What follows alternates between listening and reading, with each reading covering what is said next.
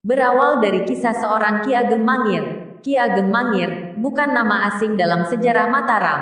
Di mata Mataram, Mangir dikenal sebagai tokoh pemberontak karena dituduh ingin melepaskan diri dari Mataram.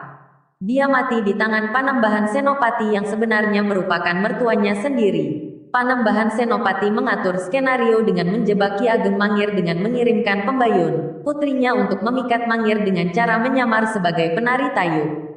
Strateginya berhasil dan kemudian dia meminta Ki Ageng Mangir untuk mau datang menghadap ayahandanya.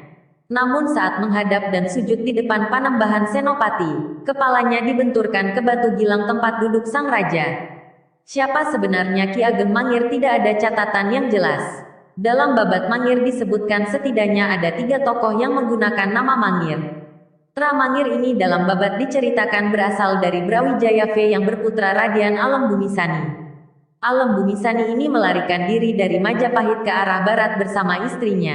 Kemudian dia mempunyai seorang putra yang diberi nama Radian Wanabaya. Radian Alem Bumisani meninggal di daerah Gunung Kidul. Radian Wanabaya inilah yang kemudian tinggal di Mangir sehingga ia terkenal dengan nama Ki Ageng Mangir Wanabaya, Mangiri.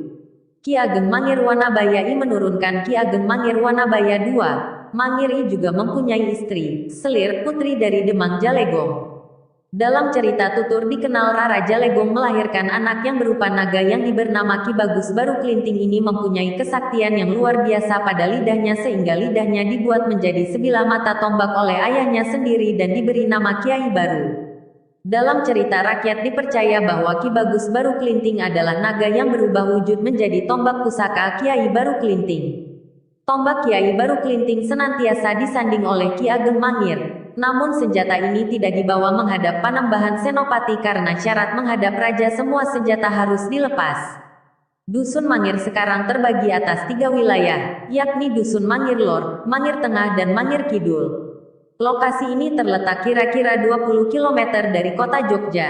Secara administratif dusun ini masuk dalam wilayah Kalurahan Sendang Sari, Kecamatan Pajangan, Kabupaten Bantul. Peninggalan yang masih ada di daerah ini antara lain batu persegi dengan ukuran 1 tanda kali 1 meter yang dipercaya sebagai tempat duduk Ki Ageng Mangir, arca lembu kendaraan Dewa Siwa, dan beberapa fragmen arca.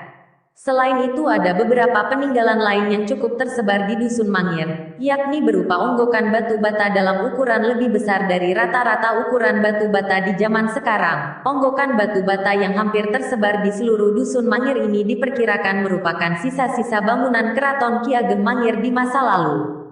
ZUH, Harian Jogja. Cerita mengenai saat-saat boyongan dari Mangir ke Mataram merupakan sebuah kisah yang dramatis, hanya sayang tidak banyak masyarakat yang mengetahuinya. Kisah ini dapat dibaca dalam babat Mangir. Dalam adegan ini pulalah kata Bantul berasal, karena banyaknya emban yang membawa ubah rampes serta serah-serahan dengan cara dipikul yang mentul tanda hubung mentul. Itulah asal dari kata Bantul, yang kini menjadi salah satu kabupaten di daerah istimewa Yogyakarta.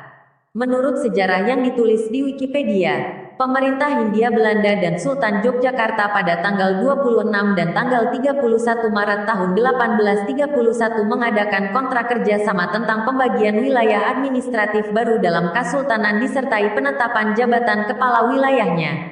Saat itu Kasultanan Yogyakarta dibagi menjadi 3 kabupaten yaitu Bantul Karang untuk kawasan selatan, Denggung untuk kawasan utara, dan Kalasan untuk kawasan timur. Menindaklanjuti pembagian wilayah baru Kasultanan Yogyakarta, tanggal 20 Juli tahun 1831 atau Rabu Kliwon 10 Sapar tahun Dal 1759, Jawa, secara resmi ditetapkan pembentukan Kabupaten Bantul yang sebelumnya dikenal bernama Bantul Karang tersebut di atas. Seorang Nayaka Kasultanan Yogyakarta bernama Raden Tumenggung Mangunegoro kemudian dipercaya Sri Sultan Hamengkubuwono V untuk memangku jabatan sebagai Bupati Bantul. Pada masa pendudukan Jepang, pemerintahan berdasar pada Usamu Seirei nomor 13 sedangkan Stades Gemente Ordonanti dihapus. Kabupaten memiliki hak mengelola rumah tangga sendiri otonom. Kemudian setelah kemerdekaan, pemerintahan ditangani oleh Komite Nasional Daerah untuk melaksanakan UU Nomor 1 Tahun 1945.